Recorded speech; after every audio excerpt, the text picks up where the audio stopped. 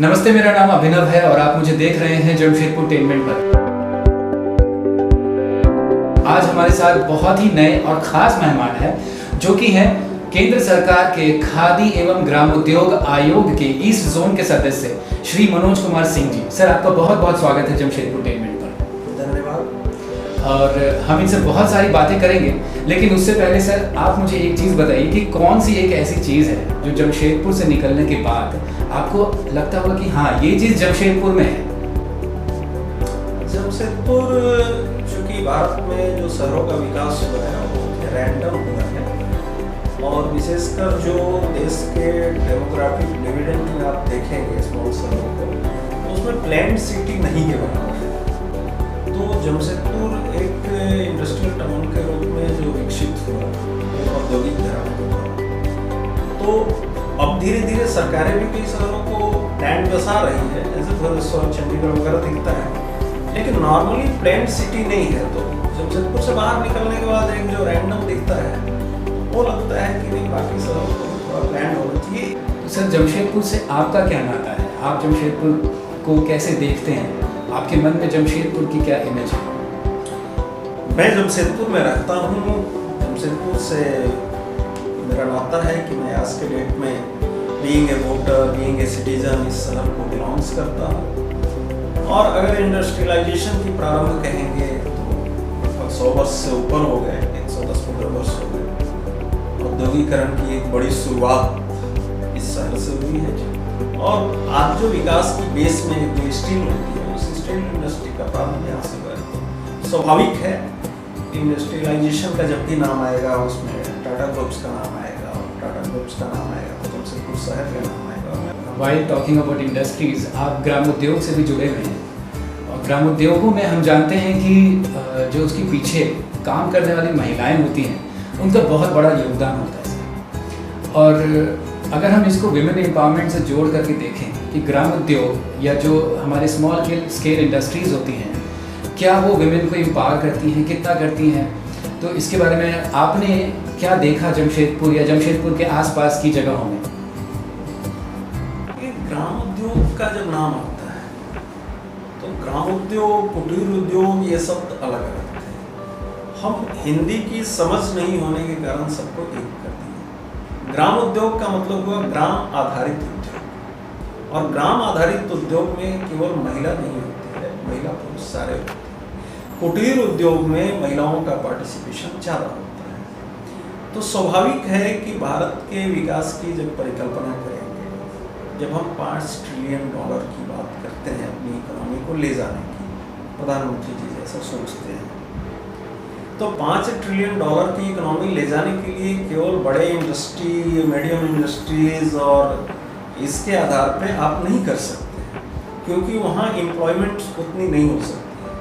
तो number of employment maximum कहाँ generate हो सकता है? तो डिसेंट्रलाइज वे में ये जनरेट हो सकता है। भारत चूंकि दुनिया में सबसे बड़ा खेती लायक लैंड रखता है वर्ल्ड में, तो एग्रो प्रोडक्ट्स में वैल्यू एडिशन का काम भारत में बहुत कम होता है। और एग्रो प्रोडक्ट में जब वैल्यू एडिशन का काम करेंगे तो स्वाभाविक रूप से वो ग्राम क्षेत्र में होगा, ग्रामीण क्षेत्रों में होगा। और जब ग्रामीण क्षेत्रों में वैल्यू एडिशन का काम होगा, प्रोसेसिंग का, पैकेजिंग का, तो स्वाभाविक रूप से उसमें एम्प्लॉयमेंट जनरेट होगी। और जब एम्प्लॉयमेंट जनरेट होगी तो बट नेचुरल है कि वो जीडीपी भी कंट्रीब्यूट करेगा, लोगों के लाइवलीहुड को बढ़ाएगा। और चूंकि ग्रामीण क्षेत्रों में ये रोजगार होगा, तो महिलाएं, कई ऐसी महिलाएं हैं जो बहुत स्किल्ड नहीं है, दूर नहीं जा सकती हैं, लेकिन अगर गांव या गांव के आसपास कोई रोजगार होता है तो अपना घर का काम करते हुए रोजगार करेंगे और फिर लौट के घर आ सकते हैं। तो वुमेन एम्पावरमेंट तभी बढ़ सकता है, या एम्पावरमेंट, जबकि कुटीर उद्योग और ग्राम उद्योग बढ़ेंगे। इसलिए ये सामान्य सा विषय है कि आप डिसेंट्रलाइज वे में जब प्रोडक्शन को ले जाएंगे, वो चाहे हैंडीक्राफ्ट्स का हो, छोटे टूल्स का हो, या एग्रो प्रोडक्ट का वैल्यू एडिशन, तो उसमें निश्चित रूप से महिलाओं की भागीदारी ज़्यादा बढ़ेगी। सर, व्हेन टॉकिंग अबाउट, ये तो एक तरह से ये वोकल फॉर लोकल वाली बात है, और जब हम इसके बारे में बात कर रहे हैं, ग्राम उद्योग या कुटीर उद्योग, फिर जब हम शहर में आते हैं, आज हम वहाँ भी देख रहे हैं कि जो शहरी लोग हैं, जो मेरे जैसे यूथ हैं, हम आज खादी को स्पेशली एक फैशन स्टेटस, फैशन सिंबल के रूप में देख रहे हैं। आज खादी के अलग अलग तरह के शर्ट्स, डिज़ाइंस, फैशन में एक बहुत बड़ा रिवोल्यूशन आ रहा है खादी को लेकर के। तो आप जो हमारे यूथ हैं, जो मे बी फैशन ब्लॉगिंग करते हैं या मे बी फैशनिस्टाज हैं, जो बहुत उनके वीडियोस वायरल जाते हैं, और उनको आप क्या सजेशन देना चाहेंगे? आपकी क्या आकांक्षाएं हैं ऐसे यूथ को लेकर के? पहले तो खादी को एक फैब्रिक्स के नाते फैशन के रूप में देखना ये उचित नहीं होगा। Khadi is not a fabrics only. Khadi is a fabrics but not fabrics only. It is a symbols of independence, struggles of independence. यह आज़ादी की लड़ाई का सिंबल है, क्योंकि खादी पहनने वाले को अंग्रेज सरकार ये मानती थी कि ये हमारा विरोधी है, क्योंकि ये स्वावलंबन की ओर जा रहा है, ये हमारे मिल के कपड़े नहीं ले रहा है। तो ये हमारा आज़ादी की लड़ाई का एक सिंबल है, हेरिटेज है, इसलिए पहले तो इसे प्राइड के रूप में देखना चाहिए। दूसरा, खादी स्वावलंबन का प्रतीक है। स्वावलंबन इसलिए है कि khadi hand spinning, hand weaving, यानी इसमें ऐसा नहीं है कि हजारों के रोजगार को मार के 10 लोग केवल प्रोडक्शन कर रहे हैं। खादी शब्द जब भी आएगा तो उसमें हजारों का रोजगार रहेगा, खादी खत्म होगा और रोजगार खत्म होगा। एंड थर्डली जो बड़ा पार्ट है कि दुनिया का कोई भी फैब्रिक्स बॉडी के साथ उतना फ्रेंडली नहीं है जितना कि खादी। इसमें मैं एक बात कहना चाहूँगा दोस्तों, जब मैं छोटा था तो मैंने हिंदी में एक चैप्टर पढ़ा था, शायद आप अगर CBSE से हैं तो आपने भी पढ़ा होगा, अही ठैया झुलनी हैरानी हो रामा, जिसमें जो कथाकार हैं उन्होंने खादी का महत्व बताया था कि किस तरह से खादी जो है उसके विरोध में लोग अपने घरों से जो विदेशी मिल के कपड़े थे वो उसको फेंक दिया करते थे। लोग नीचे चादर लेकर जाया करते थे और उसमें वो कपड़े फेंक दिया करते थे। खैर सर, जाते जाते हमारे जमशेदपुर के व्यूअर्स के लिए कोई संदेश अगर आप देना चाहें तो?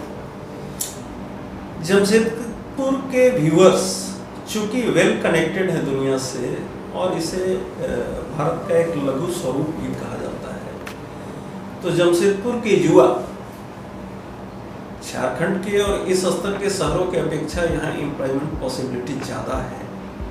एजुकेशन की भी मोरलेस 12 और उसके बाद भी अब ठीक ठाक व्यवस्था है।